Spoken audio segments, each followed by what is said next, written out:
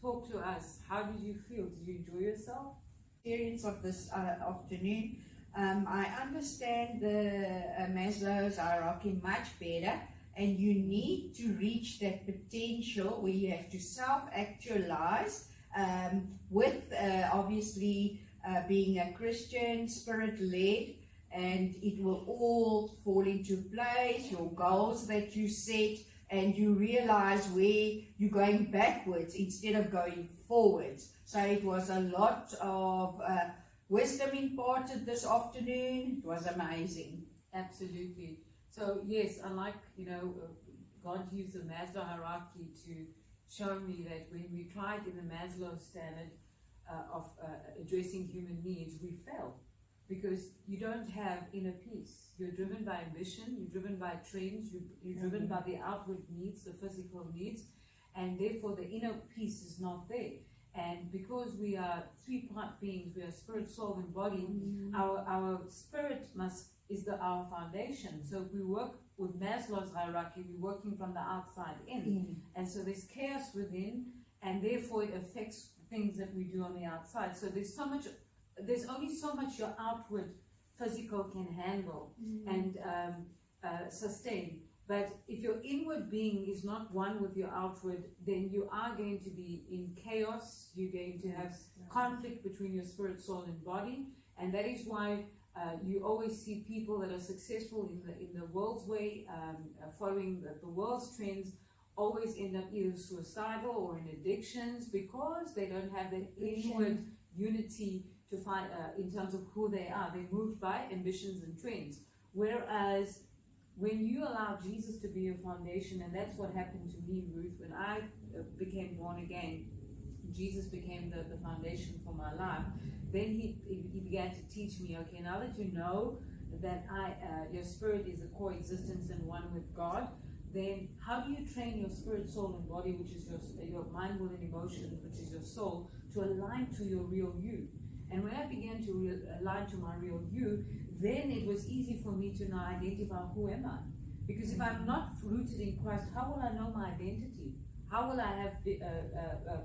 How will I exercise my personality? It's very easy for the world to define me, define my branding, define my image, right? And therefore you end up becoming a split personality, because you're defined by the world, but inside you've got this inward battle because you truly don't know who you are. Your outward is an expression of who you really are. Whereas in the world's way, your outwardness is not an expression of who you are. That is why you have the chaos and suicide and depression. Whereas with born-again Christians that have their foundation in Christ Jesus, their outward expression is who they are inside. Therefore, they're able to sustain and run and be healthy in times of drought. Be healthy and walk through the storms of life. Jesus said, you will not no way get burnt. You will not no way get drowned. Life happens to everybody, but a born-again Christian can live from a position of self-fulfillment even during times of storm, because their foundation is Jesus Christ. Their mind, will, and emotions are rooted in Christ. Whereas in the world, your foundation is based on the world. So when the world collapses, you collapse. So, very important topic that we do, mining and construction industry. We offer BEE and transformation, consulting and management and reporting. We do economic development forecasting. We offer community development, where Ruth plays the part. She is the socioeconomic development for community work throughout the country, nationally, locally, where the project regions are. We pursuing those regions to be able to lift up the communities, raise up communities to be economically viable and sustainable. And that's where Ruth comes in. She's done it for 14 years, and she's a medical profession. She's a nurse by trade, and she does a lot of counseling and social work as well. Very experienced, very powerful, very intelligent. We want to impart to the communities out there and help them to sustain their lives. Are you looking forward to getting your hands in different communities and raising up women in those communities? That is going to be a new horizon, because that's part of cognitive skills, as we learned this afternoon. You must broaden your horizons to be able to make a difference and not have a small mind thinking, yes, I'm looking forward to really helping the communities out there, be it in social skills, learning, whatever field. I believe we will be challenged, but we will look forward to it. Yes, yes. So you've done some community work in Swaziland? Yes, we did.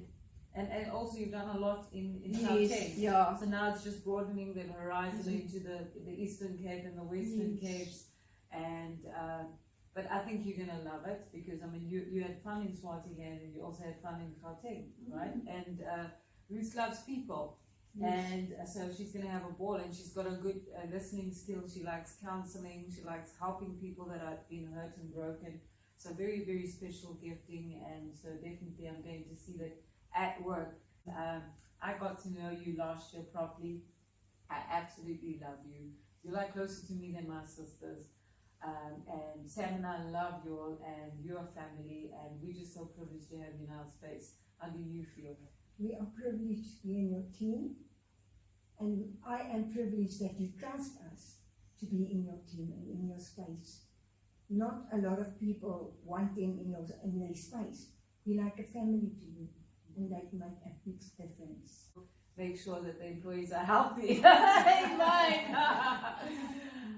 How do you feel? This is our latecomer. We call her the latecomer. She's come in January. And she's absolutely amazing. I mean, I've learned a lot not to be difficult with people, because she's a very soft person, very sensitive person, but absolutely amazing. Serves brilliantly, but also can hurt quickly if you really, touch places that are sensitive. And the Lord has just given me so much grace to be able to handle different, people and personalities, just having Karina in my space, because I used to be a very, very, very tough person. And by her working with me, the Lord has just given me grace to, apply a lot of grace when working with colleagues and people. So I'm just grateful that she could be there to teach me soft skills, because I can drive a person to really tiredness, because for me, I'm a worker. If I want something, I want it done now. Yet she will come and do it. I have to remind myself, thank you, Karina, I appreciate it. So, love you to bits. And just being a part of the team and seeing so many lives change, that for me is just, it's like, it's so big for me, and I get always like so emotional, like, because seeing that is a bonus. I mean, doing your work and you're also getting the opportunity to see the lives change, for me, that's just amazing. You're blessed, you're happy. Very happy. I don't know how you see the day, because you wake up in the morning, suddenly it's nighttime and you have to go to bed. So, but enjoying every losing moment ourselves in the process. I think that's the beauty part. We spoke about today about fulfillment. When you're in a place of self-fulfillment, you don't feel it a job. Yes.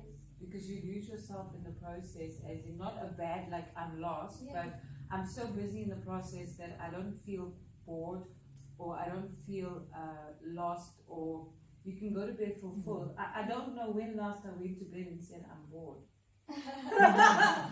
Don't think you can be bored with Angelina. I don't know. When last did you go to bed and go? But even I must say now, I never go to bed bored, and people say to me, how do you cope being alone all the time? But I have so much to do, and then people, patients I work with will tell me, oh, pension, I'm so bored, I don't know what to do, and I'm thinking to myself, I wish I can just have more. I work basically a half day, 6 hour a day, and then I have so much to do that I'm thinking, how can you be bored? I have so much to do. You cannot be bored, because that is a fulfilled life. I know my purpose. I'm improving my potential. I'm always learning, because I don't know it all. So every day I know I must learn and grow. And yes, it's just an exciting journey. And I mean, I'm not a young person now. Who says God can't use an elderly person? So I am so in awe, really, really, that God is still willing to use a vessel like me at my age. A vessel like you at your age. You, Sarah, at 99. So that's what I'm saying. You're not 99. But I mean, People tell you should be on pension already, No. but I say no, too much There's to no do. pension You for can't be on pension. You're on Women of Africa Care. I need you. And they Of say, course, if you sit idle, yes, God. you will get old. But And yeah. what are you going to gain? But that's the beauty. We love you all, and until next time, see you.